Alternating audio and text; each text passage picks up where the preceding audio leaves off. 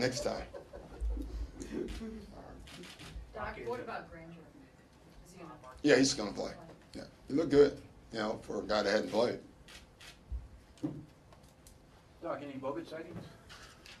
I haven't looked, Don't you have people out looking to see if you... No, I don't, because like I said yesterday, they're not going to be able to sneak him on the floor. He's either going to be on the floor or he's not, so I'm not going to worry about it.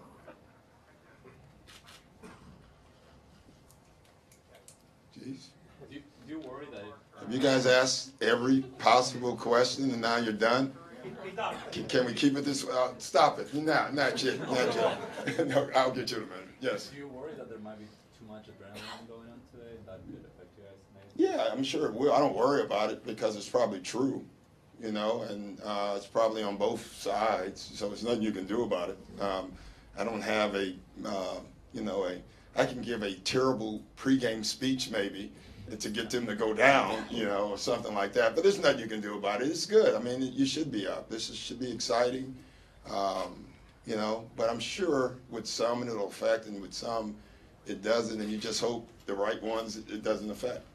Doc, you guys are kind of emerging into the spotlight with the Lakers done. Mm-hmm. Last year, when you're in Boston, you're in a team that was like in a town that's hysterical about the team and really, made the most of everything. What was the experience of being here, and being with a really good team, and somewhat being eclipsed all that time? Well, good question, number one. Probably because he's a Hall of Famer, so he probably asks good questions. Checks in the mail. Yeah, thank you. It is different, I didn't notice a big, I just noticed as the year went on, you felt like it was a groundswell, more and more. But I get where we're at too, I said it earlier, the Lakers have had a hell of a history. They deserve the attention. They really do. They've earned it. And so it's our job to try to earn some. But you shouldn't get it until you earn it, and as the year went on, I thought we started getting more and more of it. So I think we got the exact amount that we deserved. I think it's just your eyes. I don't think, there's no minute monitor for either one. But, like every day in practice, yesterday in practice, I told JJ to go sit, you move for a second. You just got to watch them, because in both cases, they're not going to say much. And so it's got to be your eyes, and I just hope I make the right decision.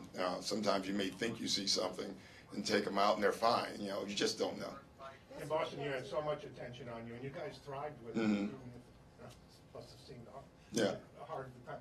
Did you worry that there wasn't enough attention on this team, and this team had it a little too easy? No, I thought they got a lot of attention. I really did. It may not have been here, but nationally, I think they got a ton of attention. So I don't know what that does either way, honestly. I kind of, during the season, I read a lot of stuff after the year's over, but I don't know, and I'm probably the worst guy to ask these questions, honestly, because I don't pay much attention to anything during the season, and so I don't really have that feel, or I just don't know. Yeah, Doc, did you watch the 30 for 30 on Bad Boys? It was terrific. Yeah, I thought it was really good. Now, in fact, I think I saw you in there, wasn't I? Yeah, I was a star character a couple of times in there. I was the guy getting beat up all the time. So. What's your feeling about how the whole game has changed since then and all that? Yeah, it's good. 50-50. I think it did need to be changed a little bit. I thought the team I was with made the rules change even more than Knicks, because we followed the Bad Boys, and it was almost like the league was saying, "Oh no, this is not going to happen again." I do think it's sometimes almost too tight now at times is the way it's called, especially some of the flagrant stuff. I think it's helped the guards in the league. I think it's hurt the bigs in the league. So I know there's a somewhere where we can get to that medium, because it is basketball and it should be about basketball and we should be playing basketball. It shouldn't be about the other stuff. But that, when you watch that, you're like, man, that was really cool. That was fun. I think the one like with Isaiah and I don't remember it. Jeff Van Gundy was talking about it. He did. I think we got tangled up and, had our little scuffle, and then they separated us and said, "Are you guys good?" And then we kept playing. And I think that's not all bad. They didn't call flagrant fouls back then, did they? Or was it not? No, there's no flagrant fouls. You didn't get fined later either, which is the best. That was nice, as long as you wasn't the guy getting flagrant. But it does need to be some of that. You don't want it to be to a level where it's no longer basketball. But I think the physicality of the game is good too. And my big belief at the end of the day through all this is just the less fouls called, the more action. Every time a foul is called, the game stops.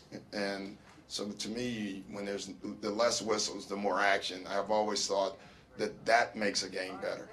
You have to, expect to be real emotional, sitting at the importance of every game. You have to say something to your guys going in about being smart. Just win. That's what I'm going to tell them. Listen, Mark, it should be emotional. There should be something when you're playing a team.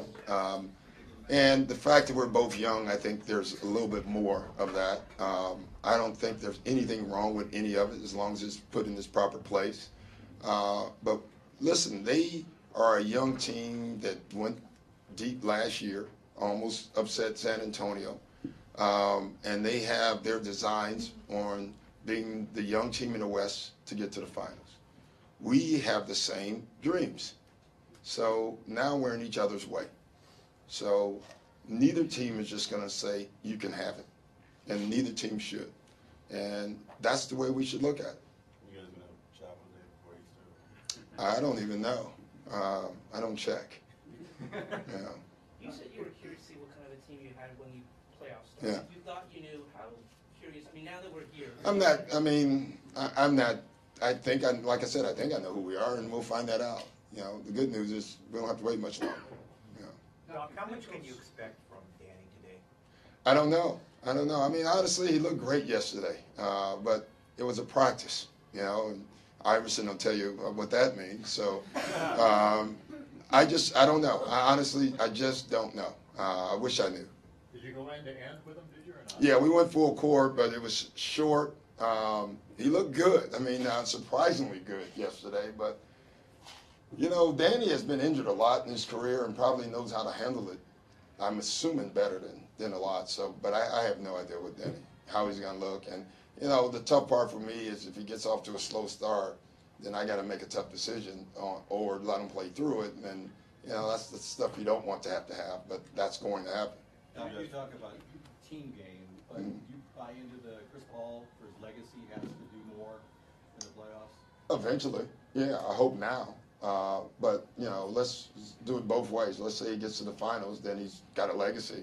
Let's say if he doesn't this year, but then next year, he still has a legacy, So, someone asked that earlier a couple of months ago, and I said, the legacy should be done when you're finished with your career, and then you have a legacy, So he'll have one, and it'll be a great one. You had to change up or watch a lot of different film because of Bogut's absence? Not at all. No, we didn't do anything different. They're not going to change the way they play. I guarantee you Curry's going to take threes tonight, and so will Clay. I guarantee it. So they're not going to change a lot. Now I hope they do. That would be terrific. But I doubt it. If they go small, does the game dictate how you respond? Yeah. Teams have tried to go small against us all year, and sometimes we like. Our small lineup's really good, depending on who we put on the floor.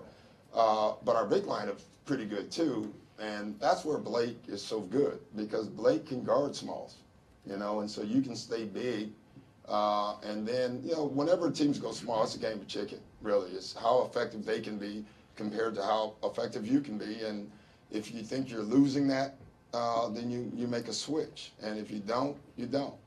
You don't think if they go small on DeAndre, you start posting DeAndre. We're going to play the way we play, yeah. That's what I meant, like with Mark. You're not going to change the way you play, I mean, if we did that, they would be happy, even if he was scoring, because every time Chris Paul doesn't have the ball or Blake, and every time Steph and Clay, both teams are like, yeah, keep doing that. That's good. We're happy with that. How much of Blake's improvement do you attribute to his natural progression versus the extra work he's put combination. You know, I think the natural progression doesn't happen without the extra work. You know, and I think each year when you're young, you figure out what you need to work on. You know, last year Blake had a terrific year, went through the playoffs, got injured, and then he probably took stock on what he needed to work on over the summer. You know, the only change we wanted him to do was look at his defender more instead of having his back to him.